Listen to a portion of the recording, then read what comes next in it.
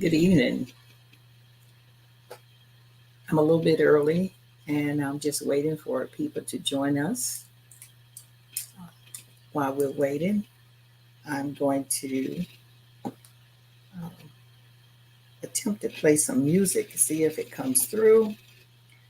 Um, I was listening earlier to a song that I wanted to share.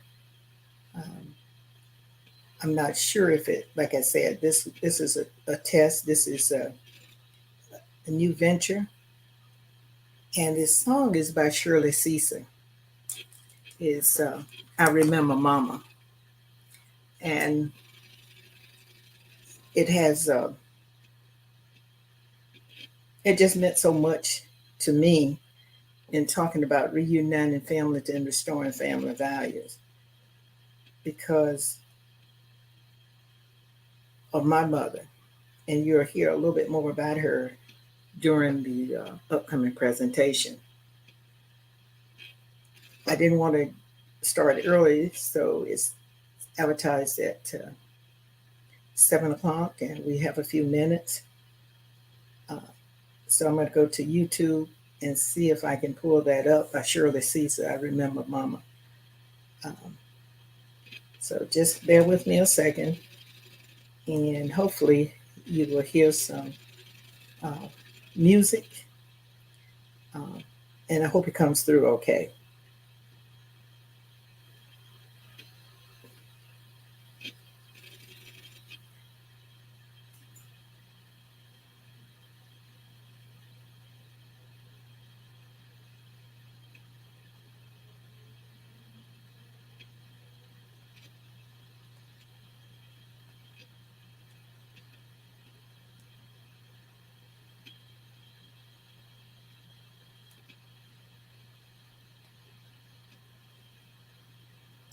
Police are urging everyone to start carrying this little device. This little device right here saved my.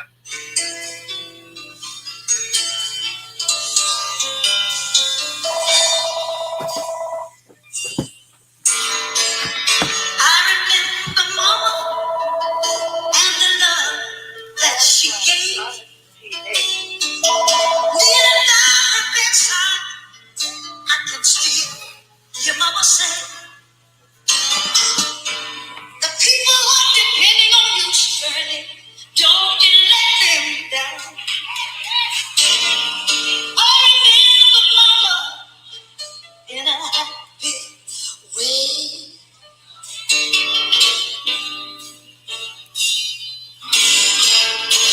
We went to school with holes in our shoes. We didn't have much, but the Lord saw us through. Mama kept the family together. Yes, she did. I remember Mama did a happy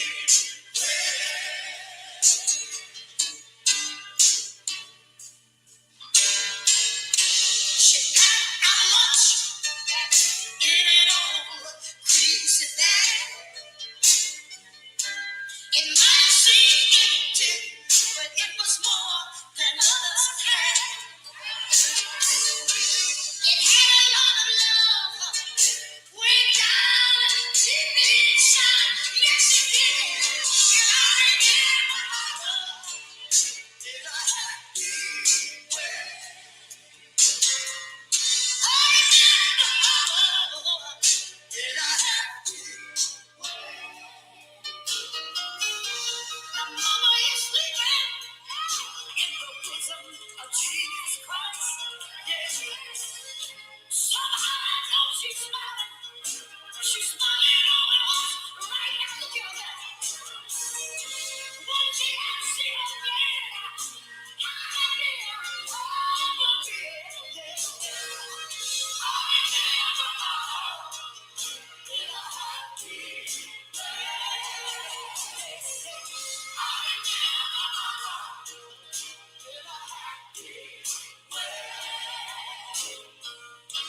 my brothers and sisters, they're living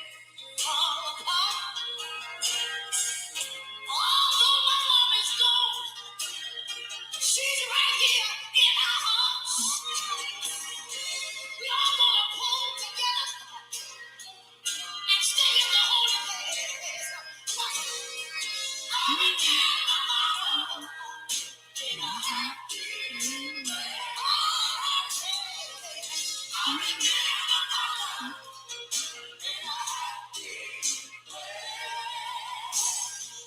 know, I remember my mama when I was about 12 years old. I was going to church, playing church. How many of you used to play church? Let me see your hand. Yeah, some of you still play. And I remember I get down Mount Calvary, that's where I belong. And I jump and I shout and I come back home. But I was still disobedient. I would talk back. And one day,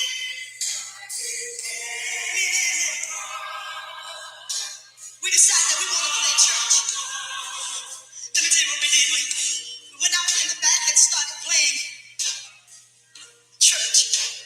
And my brother was a pastor. Me and Andy, we were the members in the church. And let me tell you something. It's hard to come in contact with Jesus and still be the same. I don't care who you are. I don't care. You can be the chiefest of sinners. You will never be the same. And I forgot I've been going down to the church, playing church. Came home still disobedient. Didn't want to wash the dishes. Didn't want to bring the clothes in off the line. Didn't want to do anything. Mama said, I'm sick of you going down that church playing with God. Me and we went outdoors. We started playing church. Sat down on the bottom step. My brother was a preacher. And we were the members in the church. He put some old glasses and put them right here on his nose. And he said, I want you to jump up and shout Jesus 3 times. And I jumped up and I shouted Jesus 2 times. But when I jumped up the 3rd time, something got a hold of me. I couldn't sit back down. And ran in the house. She said, Mama, so Charlene is out there playing with the Lord. Mama came to the door. And she looked out there and saw me, shouting and dancing all over the backyard, tears running down my face. It's just a Mama looked out there and she said, she ain't playing this time.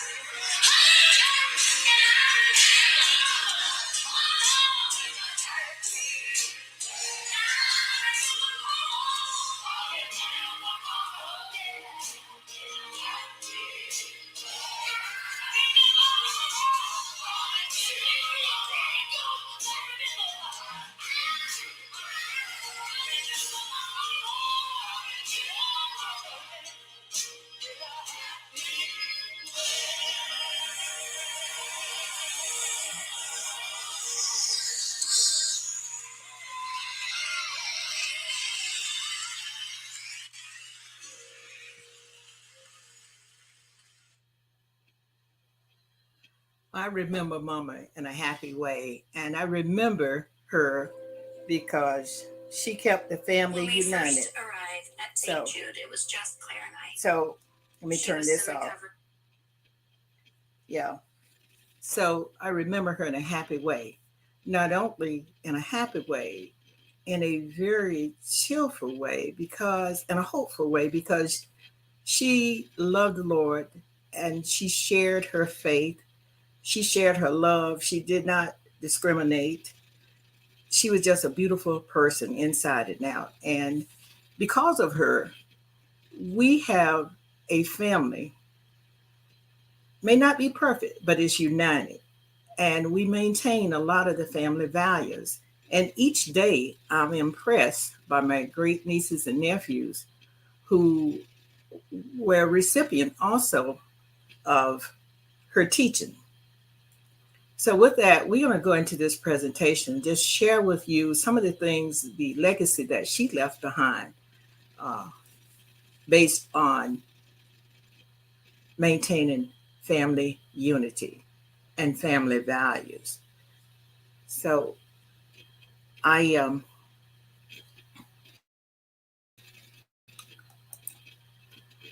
go by way of an introduction. So today I will share some vital information about the oldest perpetual organization on planet Earth. One common thread we all have is membership in this organization. We may all have different levels of knowledge about this organization and its members, However, this does not cancel our membership because this membership is passed down from generation to generation. And as such, we have a kind of schematic here. If we start with the child, then the father and the mother, they have two parents, and then you go on, they have four grandparents, and it goes on and on. So this is where genealogy comes into play by going back, looking at the various generations. And many of us cannot go back beyond 4 or 5 generations. And that's okay, because if you want to go back further, DNA analysis have been able to connect people as far back as 30 and 40 generations. So, because you probably wouldn't have known them otherwise, no more by reference to them. So this is, as we continue here with this presentation, there are challenges for the oldest organization. Today, we have smaller families or no descendants or single parents. No descendant means that was the only child, and that child, dies. And in that lineage, there may not be any, but there are some extended family members. Today, families are highly mobile. So that means that we don't live in that little neat community that we once did, where we knew all of the neighbors and we knew a large number of the family members. And in some places in Africa, they had family compounds. So where families lived together for eons. And then there's another factor that affected our families, and that people's views and practice on reproduction in terms of having large number of children. And then the formation of the nuclear family, what I refer to as nuclear, because it's mixed. You have adopted children, you have foster children, you have children by birth, and you have children by marriage. So you have what we call a nuclear family. So these are some of the challenges that today's family faces. So as we continue to look at this, I am, as I told you earlier, I'm one of 10 children. If I didn't, I'm number 7.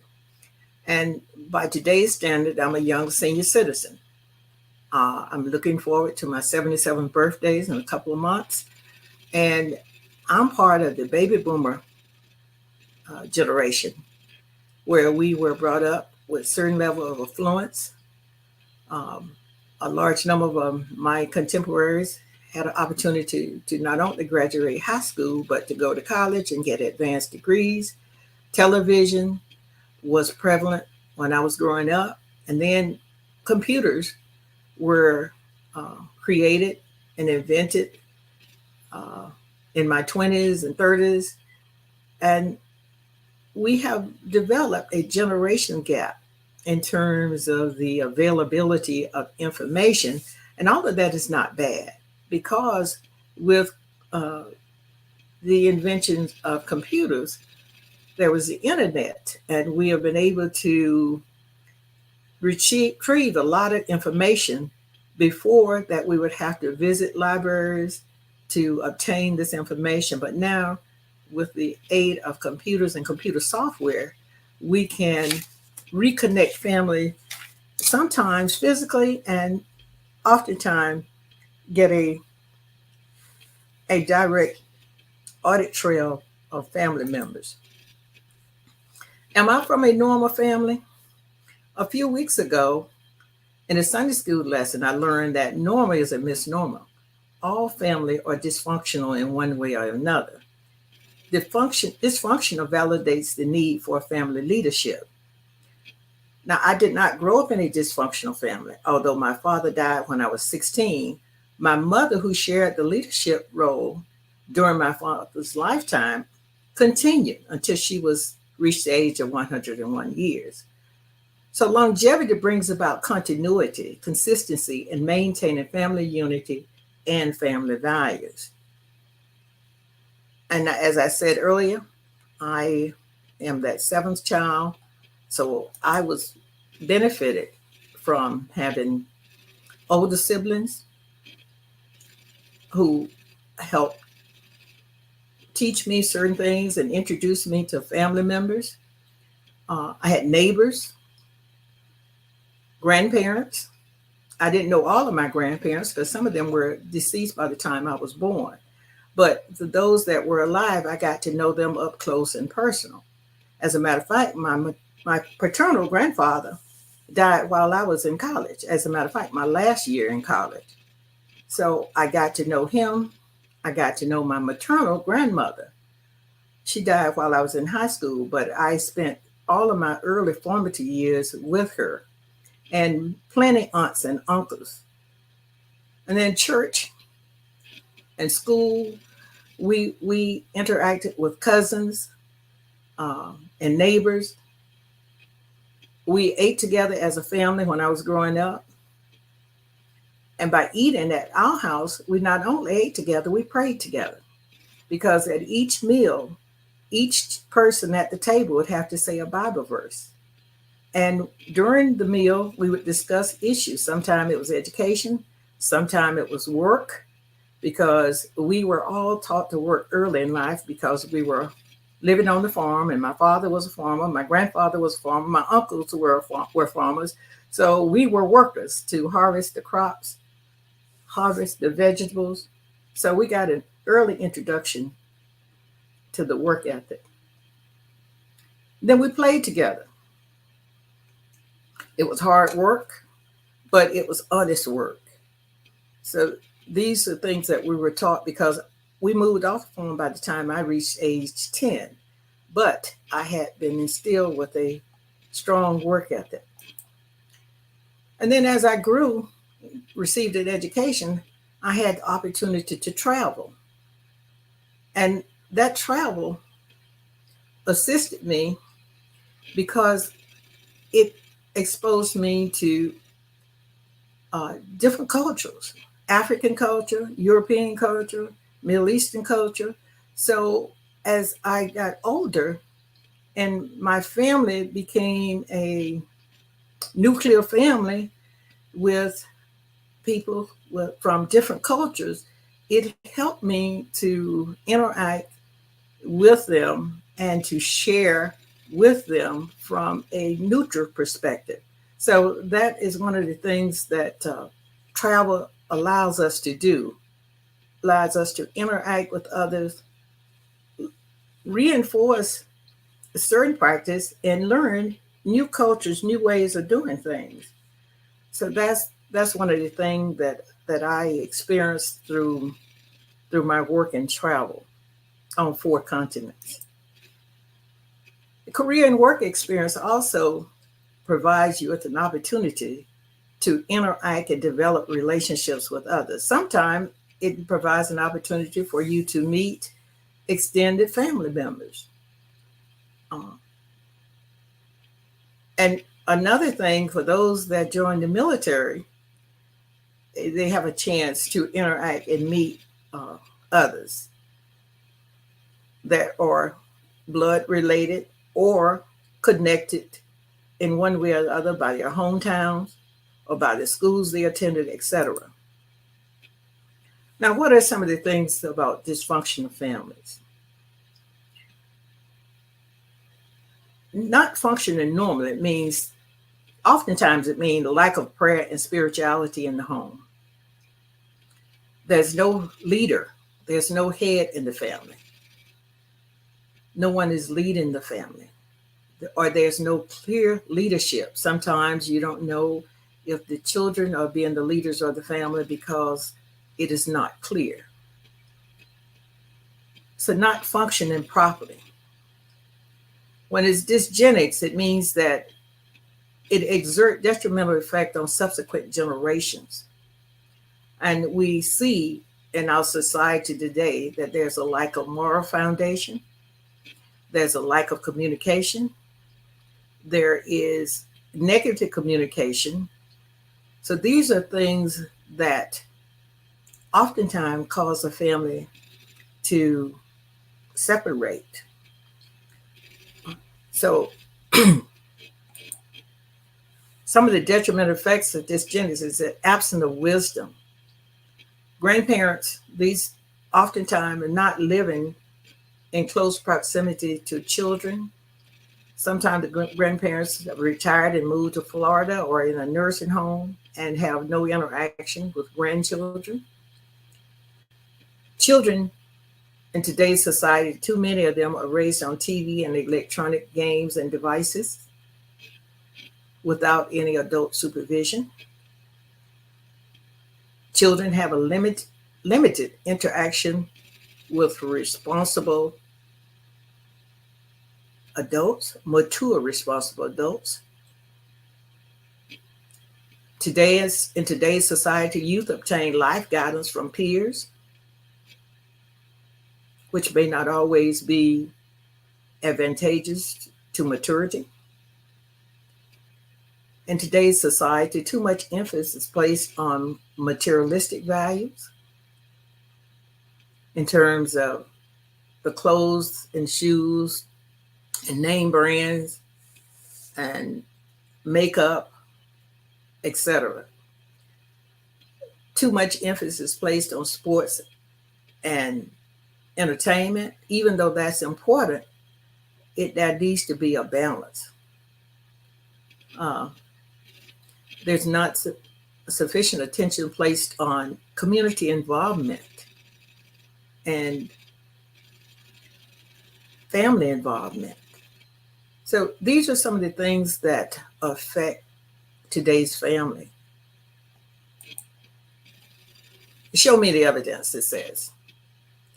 Daily newscasts, missing kids, child abuse, family violence, domestic violence, school shooting, juvenile court, juvenile crime, school suspension, family court, child abandonment, child custody battles. All of these are things which cause families to separate or to have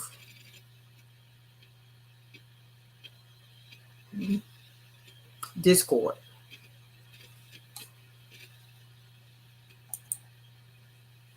My passion for families.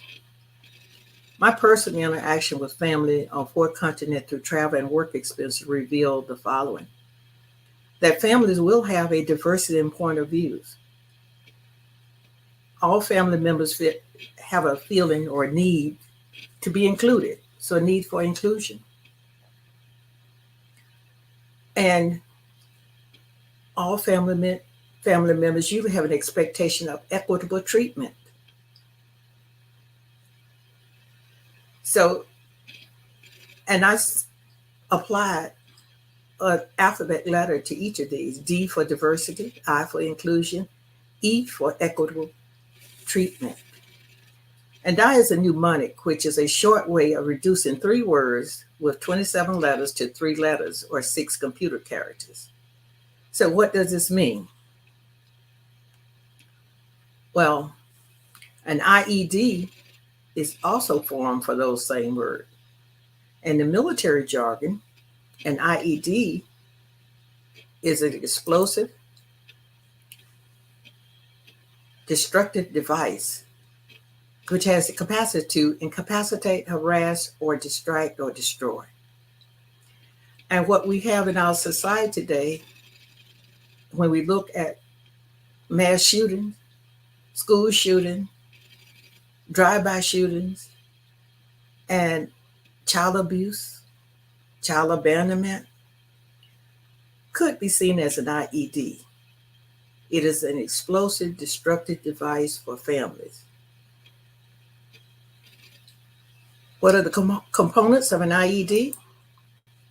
An initiator, these 5 components of an IED: a switch, a main charge, a power source, a container, a physical trigger puller. So as we go through and look at these 5 components, it gives us a better understanding of IED or DIE in human relationships. An IED are intentionally designed to be destructive. So are semi-automatic and automatic guns, like an AR-15 and AK-47. These are war weapons. Are we producing human IEDs with these weapons in our families today? Practically all human interaction and relationships begin in the home amongst family members, natural, adopted, or foster. I recall one of the many poems found amongst my late mother's important papers. The poem was titled, Children Learn What They Live, shed light as to what could possibly create or produce an inappropriate explosive disposition, or an IED, or in military jargon, an improvised explosive device, an IED. And we have a lot of young people who displays this IED, inappropriate explosive disposition. They are angry. They are mistrustful. And we're going to continue to look at some of these things to see what is going on and what can be done. Not a surprise. The IED ended. Suicide, killing of oneself, bullying, discrimination, racism, abuse, bereavement in a relationship. These are things that lead to suicide. Patricide, killing of one father. Long-term abuse results often in a child killing their father or killing their mother. Another thing that we've seen is the killing of girls or women. That happens with current or former partners where the relationship has gone sour. Then we have child maltreatment, the killing of one son or daughter. So these are the reasons why families become separated.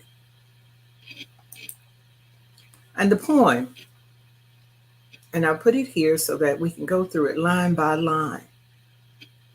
Children learn what they live. If children live with criticism, they learn to condemn. I labeled it as an IED. If children live with hostility, they learn to fight. I labeled that as an IED. If children live with ridicule, they learn to be shy, and that could be an IED. If children live with shame, they learn to feel guilty, and I labeled that an IED. If children live with tolerance, they learn to be patient. I labeled that as a DIE. That is diversity, inclusion, and equity. If children live with encouragement, they learn confidence. I also labeled that as a DIE. If children live with praise, they learn to appreciate. I label that as a DIE. If children live with fairness, they learn justice. If children live with security, they learn to have faith. If children live with approval, they learn to like themselves. I label that a DIE. And if children live with acceptance and friendship, they learn to find love in the world. I also label that as a DIE. So the self-examination. Ready for some self-questions? Do I consistently demonstrate criticism of myself and others? Do I frequently exhibit hostility towards myself and others? Do I constantly ridicule myself and others? Am I living in shame? Whatever I consider shame to be. Do I consistently participate in family reunions or family gatherings? So these are some things that we can check ourselves to see if we are creating or helping to perpetuate inappropriate explosive disposition in our youth. The call to action. Don't let our children become collateral damage. Join me in the movement to reunite families and restore family values. This is a plea to our community that we must be intentional and work within our families, work within our neighborhood, work within our community to reunite family and restore family values. Because the things that are going on in our society on both sides affect the family, somebody's family, the perpetual, the victim, as well as the perpetrator. They are members of families. So if we start working to have a cohesive family, we need to take a look at that point. Children live what they learn or learn what they live in terms of their behavior.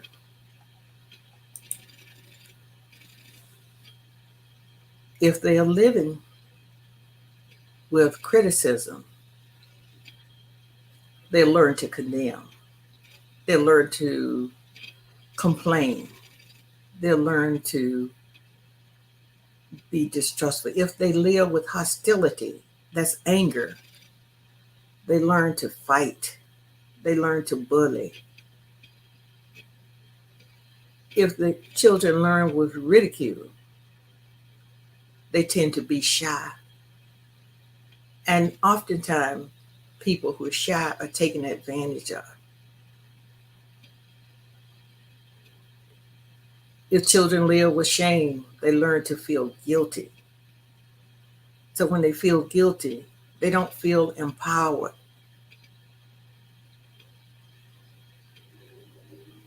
So these are things. If you turn these around, you get the opposite in many cases. So when children live with unfairness, you see some of this displayed in as they grow older to adults. So this poem here has resonated with me while I worked with some troubled youth, and you can see the evidence of some of these as you work with youth. Those that work with youth, this poem will help you understand some of the behaviors that youth display, and also will help you maybe develop a working relation with them to help them overcome some of the disadvantages they experienced as they grew up.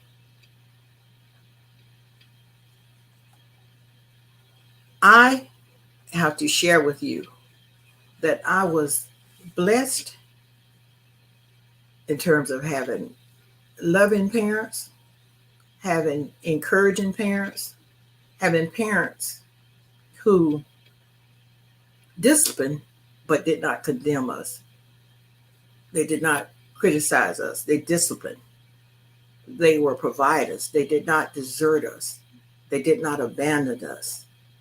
We didn't get everything that we thought we wanted, but we didn't need everything we thought we wanted. We got what we needed to help us develop. And that has been a very valuable lesson to me. As I said earlier, I have been able to travel halfway around the world, live and work because of what I learned at home. I was not abused. I was not misused. I was not abandoned. I received encouragement. I received support. And one of the things that I attribute that to are several things.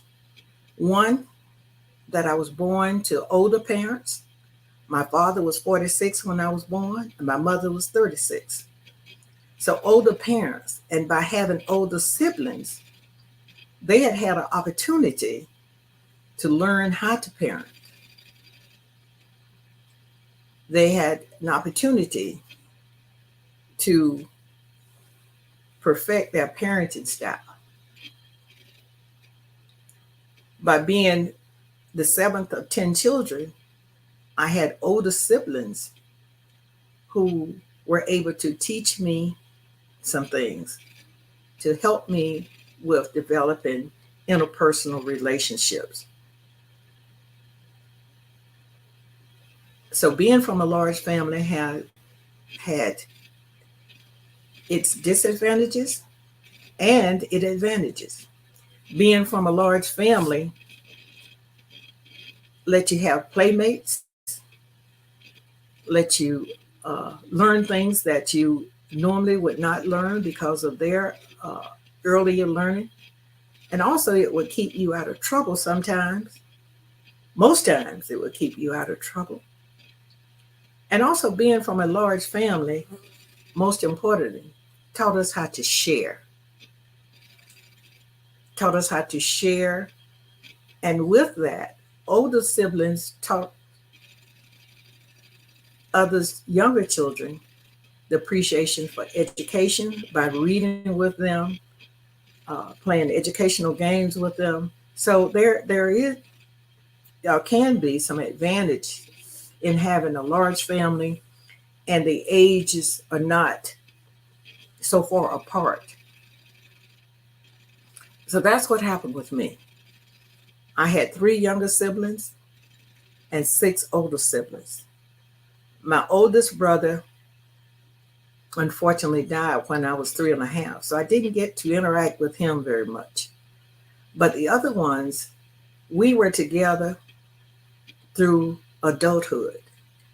And today, as I share this with you, the 4 of us that's living, we communicate, maybe not every day, but we do not go by a week without communicating, just touching base to see how each are faring, how they are doing. And that means a lot, that you have someone that cares about you enough to reach out. And we not only do that with our siblings, we do that with cousins and extended family members. Because of the way we were raised to not put family first, we were taught to put God first,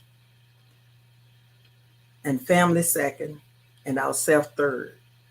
In other words, we were that was instilled in us, and I see it play out today in my grandnieces and nephews, where they are concerned about any family member that they know of that are having any difficulties.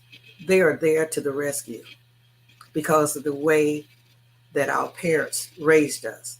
Not only my mother, but my aunts and uncles. They raised us to look out for family, to take care of family. And in today's world, that is an asset in itself. That's a treasure, to have family members reach out to help one another, to reach out and teach one another, to reach out and share, but share in a harmonious manner. When we get together, we may be loud, but we're not violent. We may have a lot of joy. Most time it is joyful, so that you have a lot of loud noise, but it's a loud, joyful noise. And it says in the Bible, make a joyful noise unto the Lord. And just to share with you, one of the last things my mother said to us as she was transitioning from this earth, she said that we were to party. We were to enjoy in a cheerful manner. So we do, as I said, we don't always all agree. There will be some disagreement, but it's handled with civility. It's handled with love. It's handled with respect. And I was really pleased and very honored last year when my oldest nephew initiated this book in remembrance of his mother. And what he told me he wanted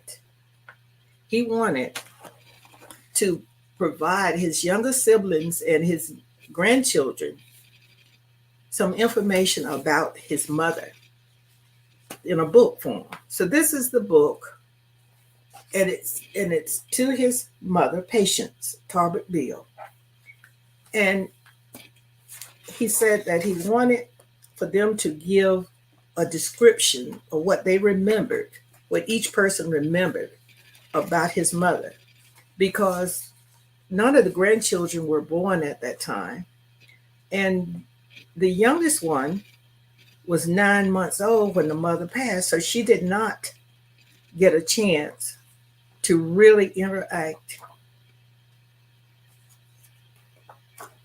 with her mother, to really have that memory. But what he did, and which is very neat, he talked about his mother's family and her siblings. He has picture his aunt, who he has several aunts, two aunts now living.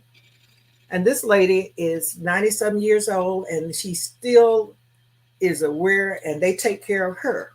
They go and check on Aunt Thea. Then these are her siblings and his mother, nieces, and nephew. And that's his youngest sister there. She is with two of her aunts. So family is important not only to him, but it's important to his younger sibling, and he wanted to keep that. These are his cousins, pictures of his cousins and of his father. So this is what, and each person wrote a comment about his mother. So these are some things that you can do to help bring the positive memory of family into the family. A project such as this. This person says, I have many fond memories of Aunt Pate. My favorite memory is how little and good her homemade biscuit, fried chicken, fried pork chop, and everything was always tasty. She treated all as if we were her children. She did not play the radio. So these are some things that you can do to get your children and your grandchildren interested in family and leave a keepsake. This person says, my patient Ludi was my favorite aunt. I was sitting in the windowsill picking at her. She threw the iron wood stove key and knocked me out of the window. She was my favorite, quiet, easygoing. If you wanted to make her fight, bother one of her children, she would strike like a rattlesnake. She was a protector. Now, this is one of her nephews saying that. And I mean, it goes on and on where you can do this to build some type of rapport between the children, the grandchildren, in terms of their lineage. This other one, and this person grew up in the home with Patience. She said, I really love Pate. We were more like sisters. I always stayed with her and helped her when she delivered them babies. Sometimes we were both having babies the same year. I had many aunts, but I was closest to Pate. So these are things that you can do and share with your family members and with the younger generation, so they can get to know their ancestors and a little bit about them and their character, a little bit about them and their humor, a little bit about them and their caring. This is by her oldest daughter. She was 15 or 16 at the time when her mother transitioned. She says, remember of my mother, patient top. My mother never liked to take pictures and was a quiet person. However, she took care of business and did not play. I cannot count all the time she whooped my butt. So she was a disciplinary. The last time she whooped me was because I went out with my friends, even though she told me I could not go. I slipped out the back alley. When I got home, my mother was waiting for me with a broom. So just to know some things about your deceased loved ones is also helps with resolving grief, help you with respect for your ancestors. Uh, the one that created this book or caused it to be created, he says she was strict and she did not let anything slide.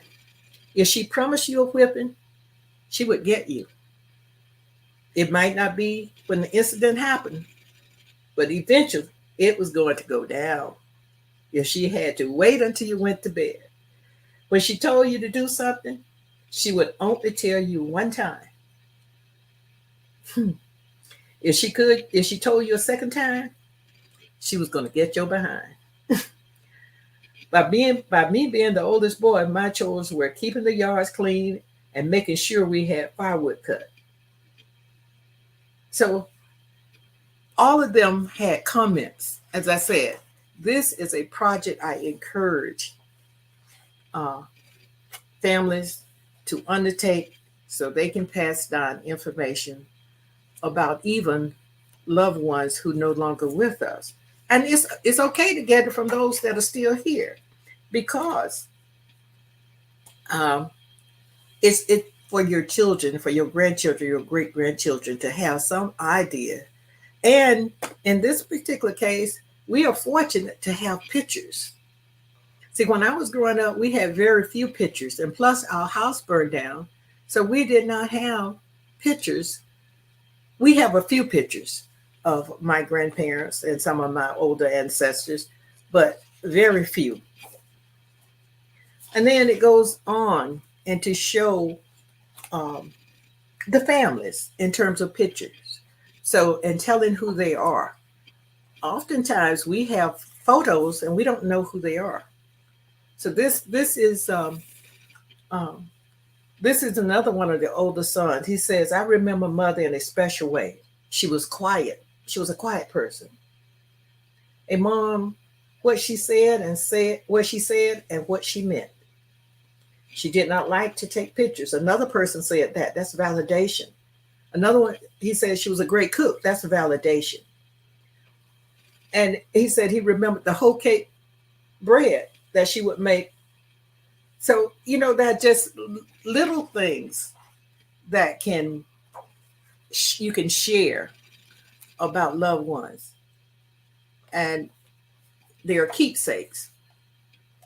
And then in the end, what all of the kids, all of the grandkids, all of the great grands were listed. And this is what it says. A family doesn't need to be perfect. It just needs to be united. So that's one of the things I wanted to share with you. Not only that there's disunity, but there are ways to unite family or reunite families just by sharing knowledge. And with longevity, you can share family values. See, in this family valued a respect for God. It valued discipline. It valued education.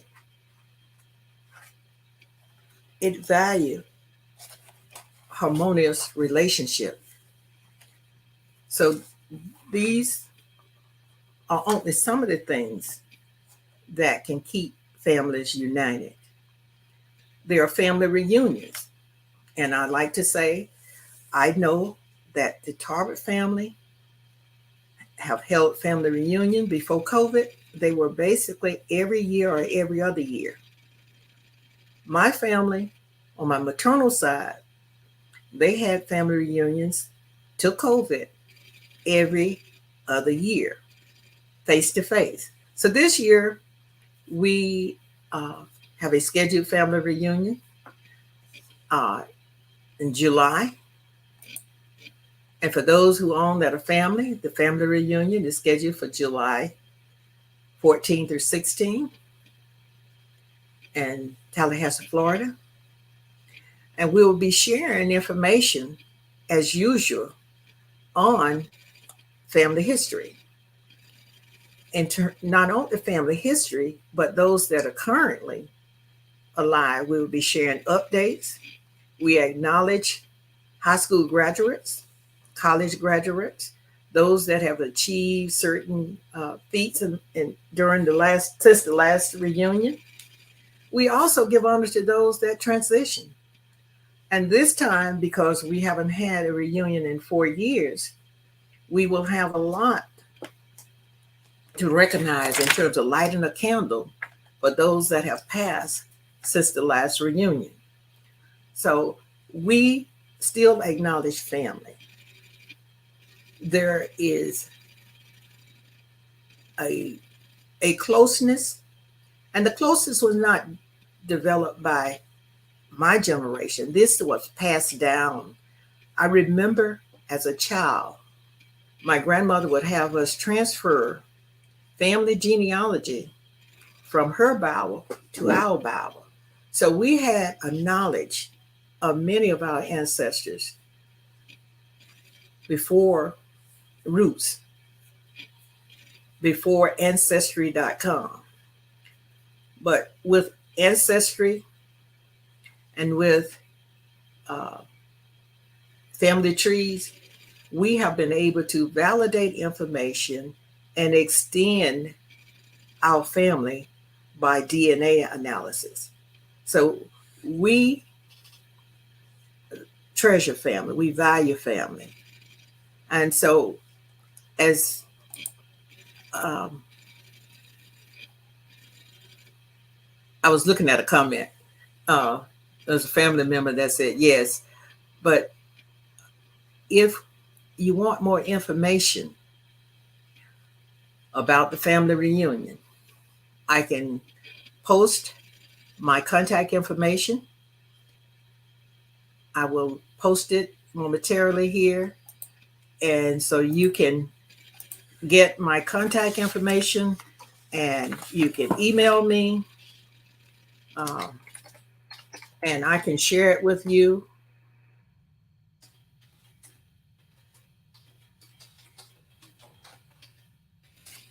Okay. Okay, there's my email address. So if you want to know more information, I also am the family historian and genealogist. So I have a database that contains over 1,000 individual names, and I continue to do research. I'm not as active as I should be, but I'm trying to recruit family members to help me because of my workload.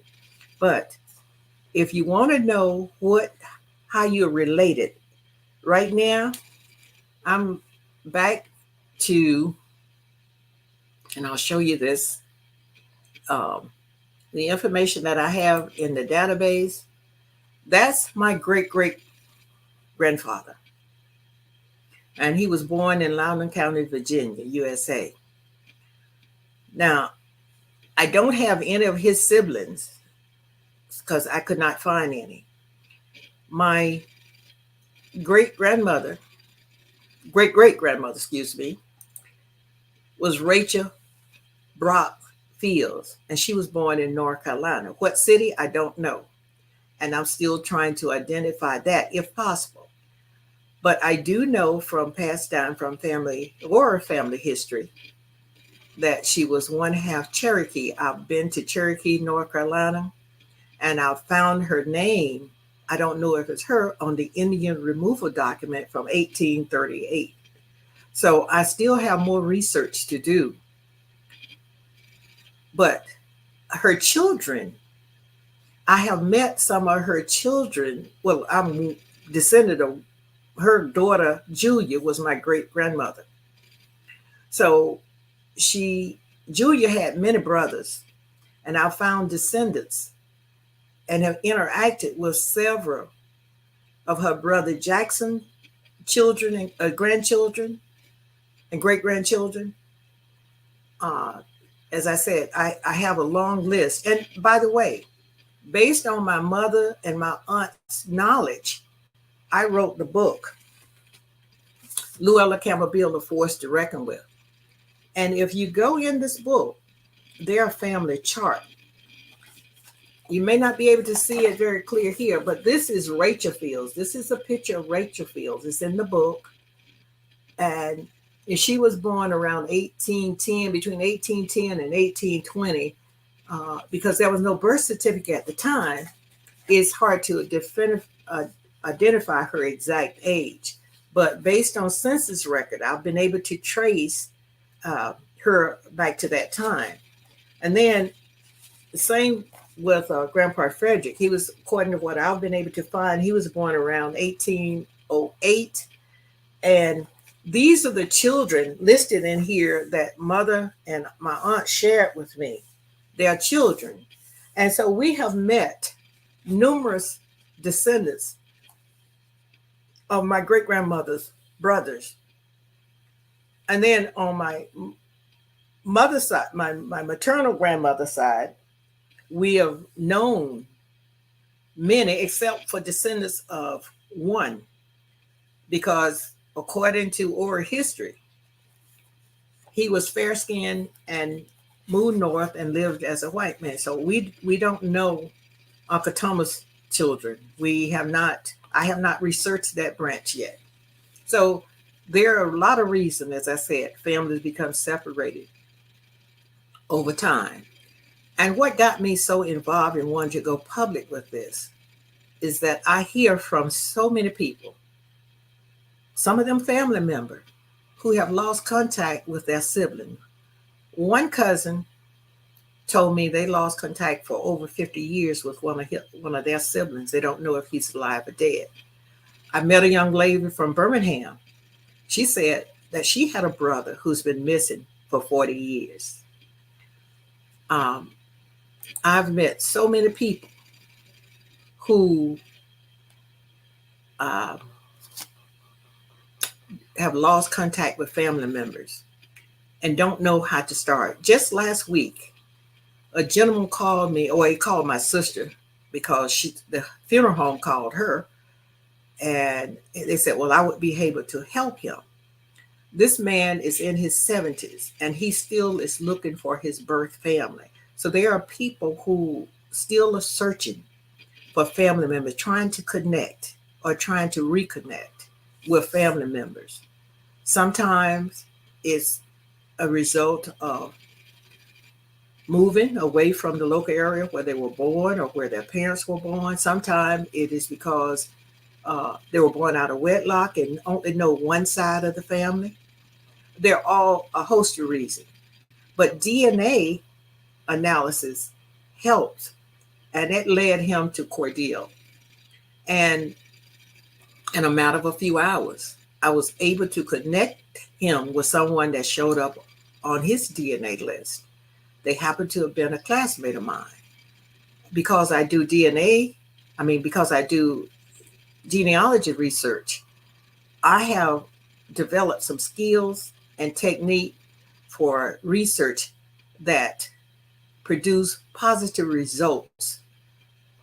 Sometimes it's a little more difficult than others because of the lack of information. If you have more information, the search can be shorter. But without a lot of information, it's a matter of cross-referencing.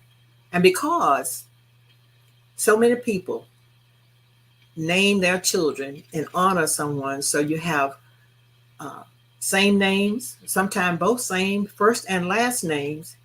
And so you have to do a lot of cross-checking. So one of the techniques that I used was that I set up a spreadsheet and I tracked certain people from census to census and was able to make a informed deduction as to this person It's the same person, census by census, decade by decade. And that was very helpful. So I'm planning a workshop for those that are interested on how to conduct family history research and how to document that research. So I know I've talked for a while, but I'm going to stop now and see if there are any questions from our guests.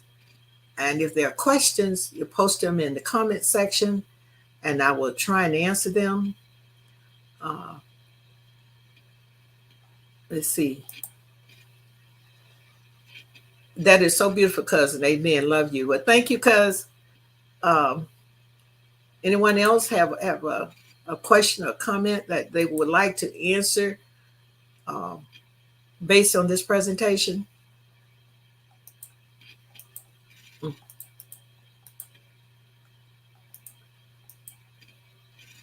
Well, for your information, for those that are still on, here's my contact information again.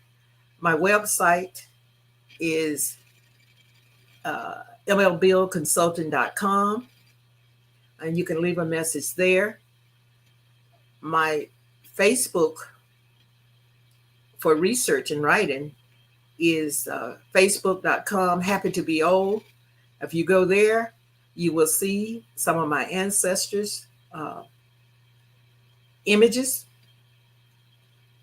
And Facebook long-term travel, that's my personal. So if you want to send me a post, I would love to hear from you. And I'd love to invite you to a workshop, a future workshop. Also, if you have not had an opportunity to read or purchase one of my books, as I said, MaryBeal has the family tree diagram from the family. And this was dedication to mom on her 100th birthday. It was to recognize her for being a person who kept the family united and shared knowledge, family knowledge. And then there was a follow-on book dedicated to her, which says, Help Me Cross Over from Earth to Heaven.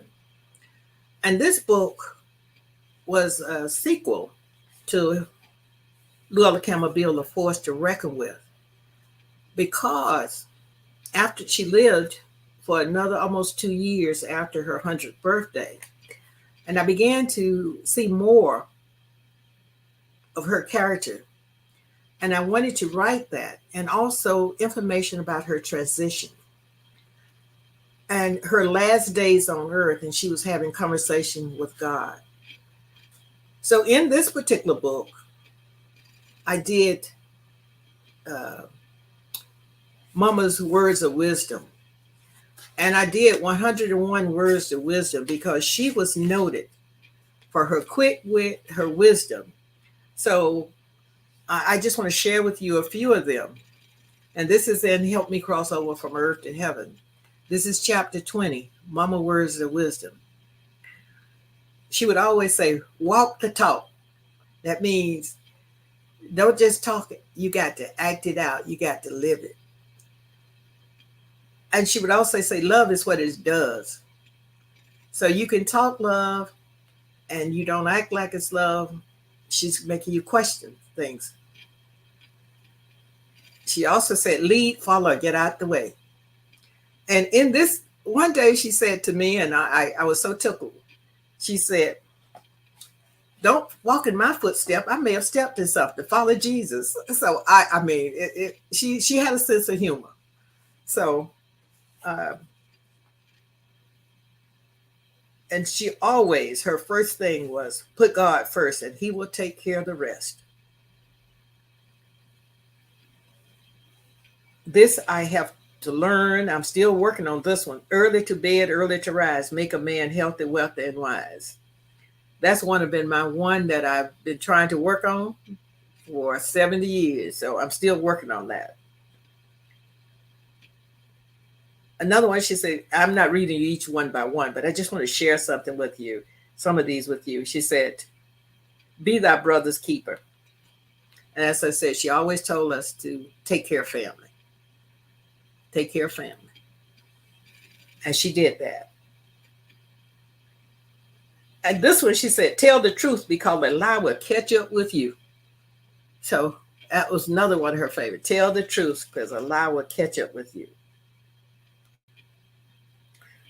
She was very adamant about teaching us to respect our elders. She also taught us to respect authority. It does not mean that you agree with them, but respect them.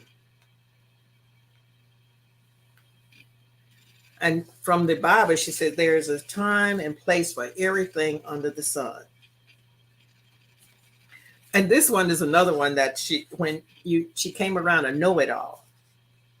She will look you in the eye and say, no one knows everything but the Father. So I'm flipping through to share these with you. She said, be open-minded because the world will be constantly changing right before your eyes. And that's so true. She said, when you doubt, ask God for direction to direct your path.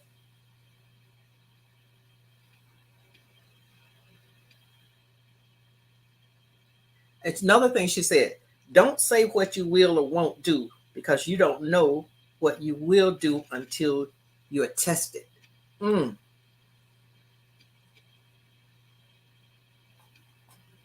She said, don't instigate a fight because often the instigator comes out on the losing end. So don't instigate a fight. I mean, in talking of family unity, these words of wisdom, as recorded here, can help so many people want to calm down and to treat fellow family members and fellow humans with love and respect. Often she said, an empty wagon makes the most noise. And she would say that when a lot of noise is going on. So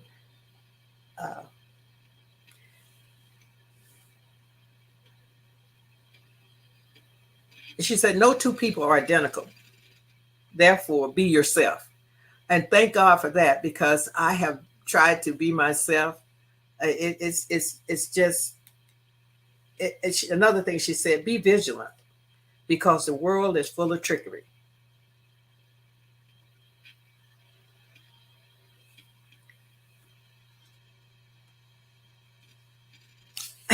When you get beside yourself and think you're more than that, she said, you are not the only fish in the sea or the only pebble on the beach. In other words, control your self-importance.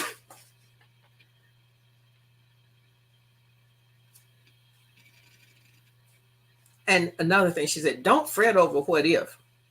Deal with what is.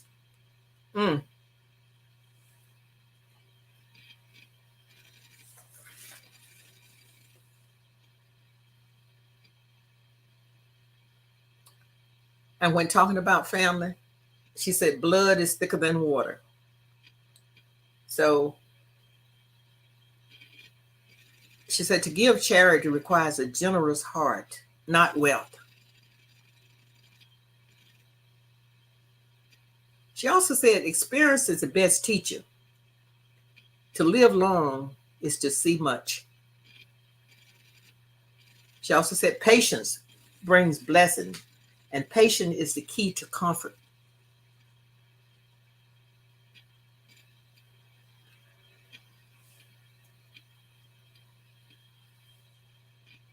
She said, wisdom is wealth. I just want to share a few of the wisdom that Mom passed down to me and my sibling, to her grandchildren and neighborhoods, neighbor, and her great nieces and nephews. She was a very thoughtful person, very loving person. And then, as some of you all may know, she was a friend. This is her friend. Um, this is a book about her friend, Lucille Shazer. What happened is that I was visiting Mother Shazer one day, and she began to tell me things about my family that I had not heard before. And then I said, well, I put that in the book that I wrote about Mom. She said, what? You wrote a book? Where it is? So I had to come home to get the book to take it back to her. And as she was flipping through the book, she said, And I could see she was impressed. And I said, Mother Shazer, would you like for me to write a book about you? She said, well, what would you say? I said, a whole lot. So one of the things that's important in doing family history research, if you know elders who were friends of your family or lived in the neighborhood, they have information about your family that they willingly share with you. Mother Shazer shared a lot of information with me about my family that I had not heard from anyone else. And so that's the importance of respecting your elders and sitting with them and talking from them and learning from them, is because they have a wealth of knowledge and they will willingly share in the right atmosphere.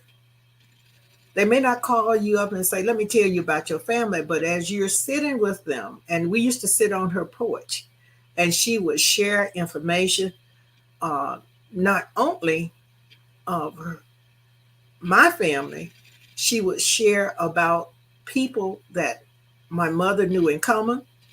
Her cousin was also named Lucille, but Lucille Dixon. And so she would tell me things about Aunt Lucille. We called her Aunt Lucille growing up. And it was just amazing. Aunt Lucille was one of the mama's classmates. And so Mother Shazer just shared her heart about how she used to come out to the farm with Aunt Lucille. And that Aunt Lucille is the one that introduced her to the Beal family. So, as I said, and she was 107 years old when this occurred. And she shared this with me. So if you know your old neighborhood and if any people are still alive and if their memory is very good, sometimes that memory is good and you don't recognize what they're saying. So you need to just take a notepad and start jotting information down when you're meeting with elders, because they can shed some light. I was fortunate to travel to Cleveland, Ohio, to visit the oldest person that was alive at the time on the Beal side of the family. And I was amazed how much information, accurate information, that Cousin Mary was able to give me. I recorded it and I still have that recording.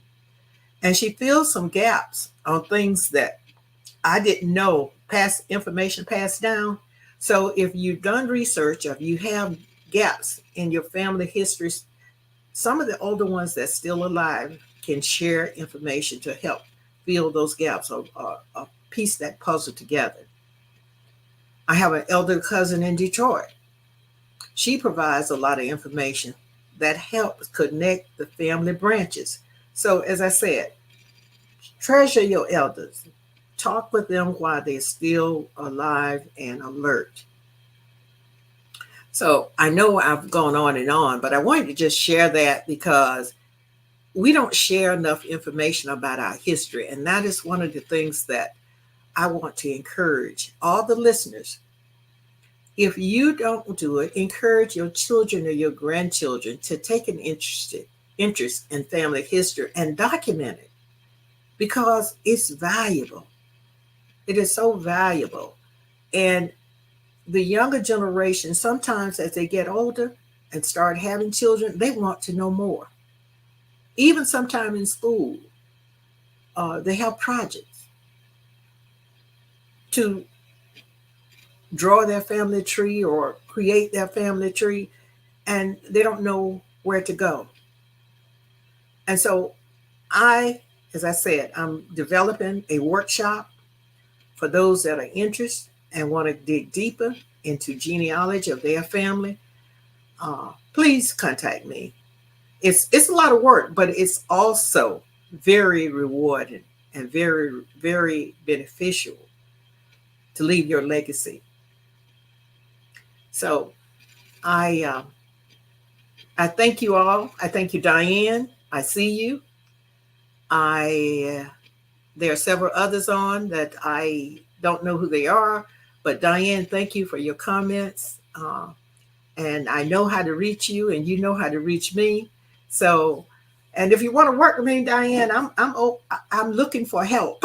So, I'm looking for help. So, if you want one of your grandkids or one of your children to work with me, let me know because I have a lot of their information. They could take that and build from that. They don't have to start from scratch. Hello, Nirvana. How are you? I'm glad to see you. That's a person from the Fields lineage. And we connected several years ago. So thank you for joining in.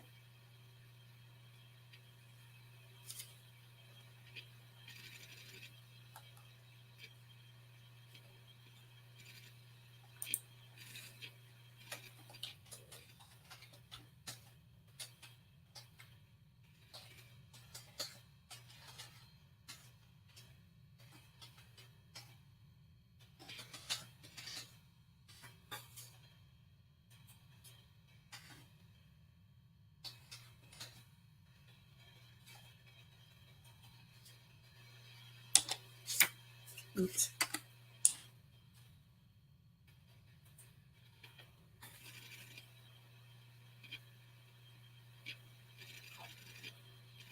Okay.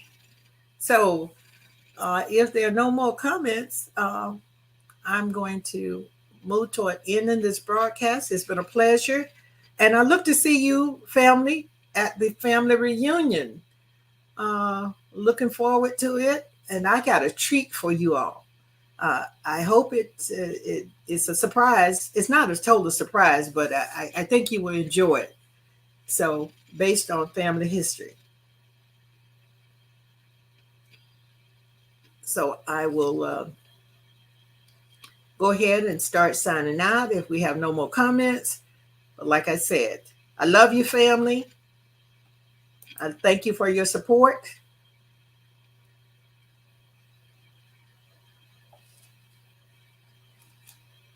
And I'm about to end this broadcast.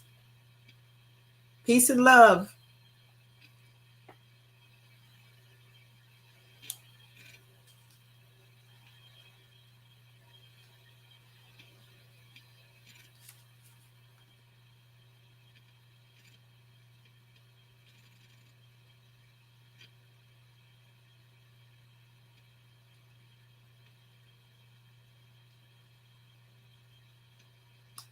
Thank you for your love.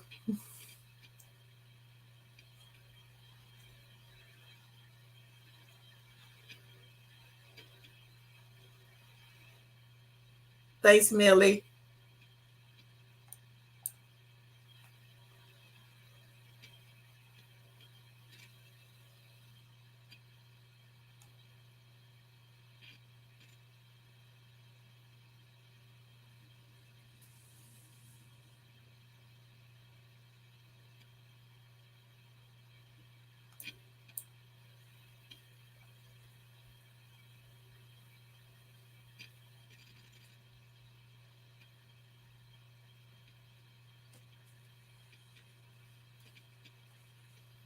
Well, I'm going to close out with the song that I opened with. Um, for those that are still on and didn't hear it at the beginning, um,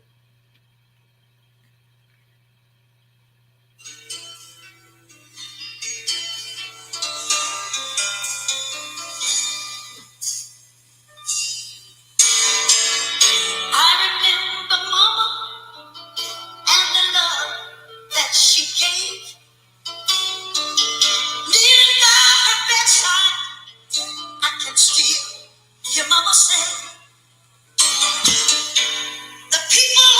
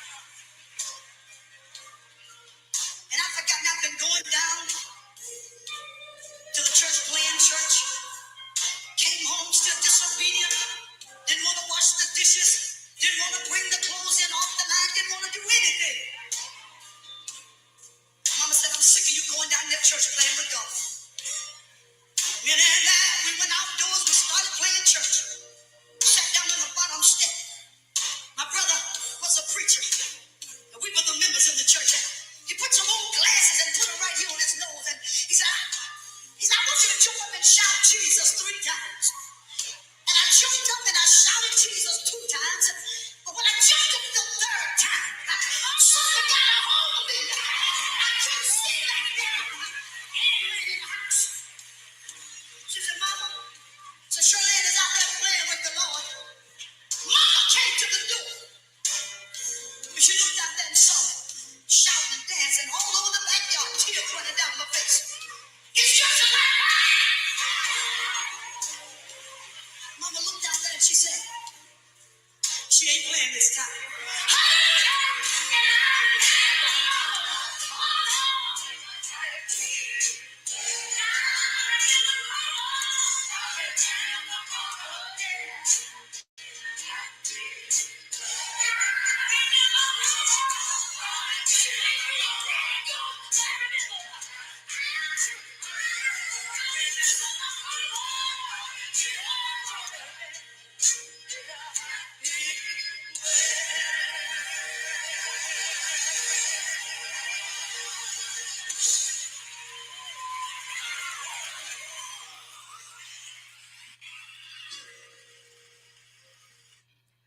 That's how I remember Mama, in a happy way. So with that, this concludes tonight's broadcast. And again, thank you all for participating, and may God be with you.